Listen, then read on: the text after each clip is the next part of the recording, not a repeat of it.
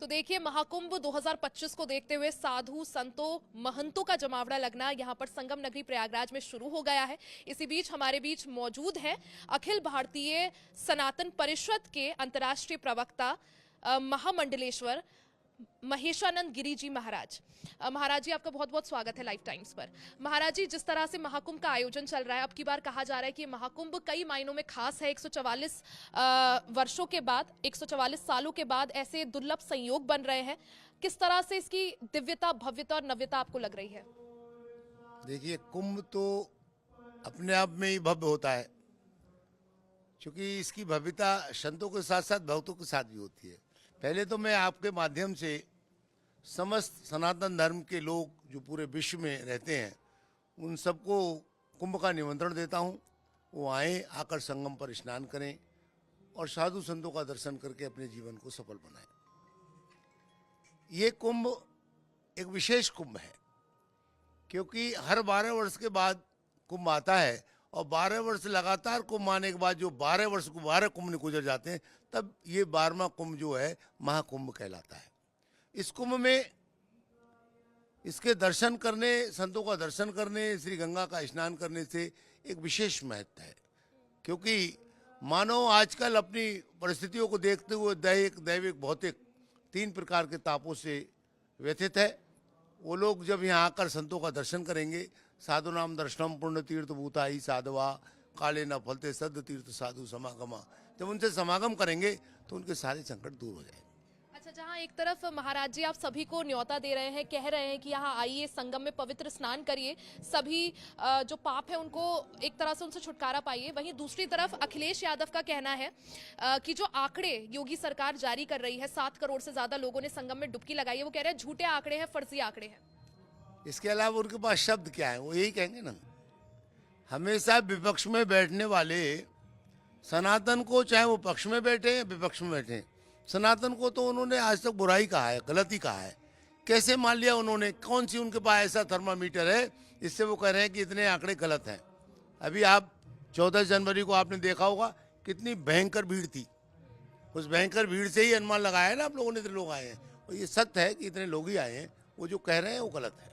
अच्छा, जहां एक तरफ देश भर में कई मंदिर मस्जिद विवाद चल रहे हैं, कांग्रेस की अगर बात करें तो कांग्रेस ने प्लेसेस ऑफ वर्शिप एक्ट को लेकर सुप्रीम कोर्ट में याचिका दाखिल की है।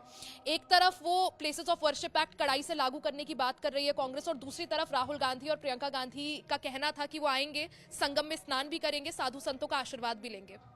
बहुत अच्छी बात है, उनका स्वागत भी आए वो, लेकिन सनातन धर्म के स्वरूप में आए, सनातन को अपनाएं, आकर हम लोगों के साथ में गंगा स्नान करें, मंत्रोच्चारण करें, संतों से दीक्षा लें, प्रसाद ग्रहण करें, हमें उनका स्वागत करते हैं।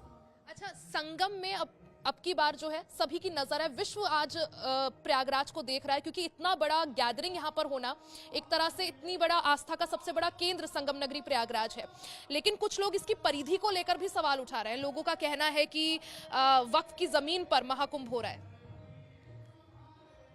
कैसी बात कर रहे हैं आप? कोई मुझसे बताए, ये मेरा प्रश्न। जो लोग कह रहे हैं वक्फ बोर्ड की स्थापना कब हुई? अनुमानित 1965 में। क्या सभी लोग मेरी बात को सुन रहे होंगे? क्या गंगा 1965 से बह रही है? मेरा मानना यह है कि उनके धर्म की भी स्थापना नहीं होती, उससे पहले गंगा बह रही है। गंगा आदिकाल से बह रही है, और गंगा की भूमि उनकी कैसे हो सकती है? गंगा तो गंगा की भूमि है, सनातन धर्म की भूमि है वो। अच्छा महाराज जी, जिस तरह से अभी उमर अब्दुल्ला अजमेर शरीफ पहुंचे थे, क्योंकि आपको पता होगा अजमेर शरीफ को लेकर भी दावे किए जा रहे हैं कि वहां पहले मंदिर था। उमर अब्दुल्ला का कहना है कि कुछ लोग देश में जो है नफरत फैला रहे हैं। किन लोगों की ओर उनका ये इशारा है? कौन फैला रहे हैं नफरत? वही बात आपने कही, चोर की दाढ़ी में तिनका। अरे उन लोगों ने ही तो मंदिर तोड़ के मस्जिदें बना दिए हैं, तो यदि उसको प्रमाण से देखा जाएगा तो मंदिर ही निकलेगा उसमें से। नफरत फैलाने का काम वो लोग करते हैं, हम तो प्यार से करने का काम, प्यार रखते हैं लोगों से, और हम उनसे कहेंगे वो सनातन को अपनाएं, और यहाँ आए श्री गंगा में, उन्हें स्नान करा के उनके पैर दो को सनातन धर्म को अपना देंगे। वो आए ना, टोपी उतारे, आए हमारे साथ, भगवा पहने, जय श्री राम बोले, स्वागत है उनका। इससे पहले वो जय श्री राम ही कह रहे थे। एक दिन मैंने टीवी में उनका भजन गाते हुए सुना था, आज कैसे रंग बदल रहे हैं। ये गिरगिट जैसे रंग बदलना छोड़े, लोग सनातन धर्म को अपनाएं।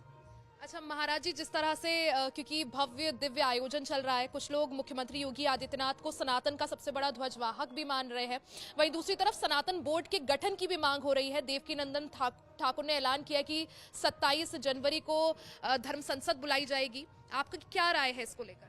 सनातन धर्म के बोर्ड का गठन करने का देवकीनंदन को कोई अधिकार नहीं है, क्योंकि वो सन्यासी नहीं है, वो गृहस्थ जीवन में रहते हैं। सनातन धर्म का बोर्ड का गठन अखिल भारतीय अखाड़ा परिषद करेगा और सनातन अखिल भारतीय सनातन परिषद के ध्वज के नीचे होगा, और वो 27 जनवरी को होने जा रहा है। वो गलत कह रहे हैं वो। और रही बात योगी जी की बात, तो योगी तो प्रमाण है सनातन का।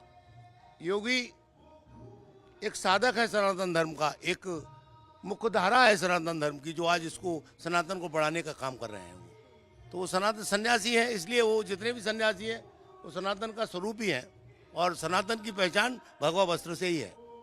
अच्छा महाराज जी, जिस तरह से बीते दिन धमकी मिली थी बम से उड़ाने की, सेक्टर 18 में एक सफाई कर्मी को कॉल आया था, तो क्या आपका इसको लेकर क्या कहना है? आज तक ये धमकियां हम सन्यासी सुनते ही आए, हर कुंभ में ऐसे होता है, लेकिन आज तक किसी में हिम्मत नहीं है। चप्पे चप्पे पे योगी जी विराजमान है, हर चेहरा योगी है, हर चेहरा योगी है। यहाँ पर किसी की हिम्मत नहीं जो कुंभ में प्रवेश कर जाए।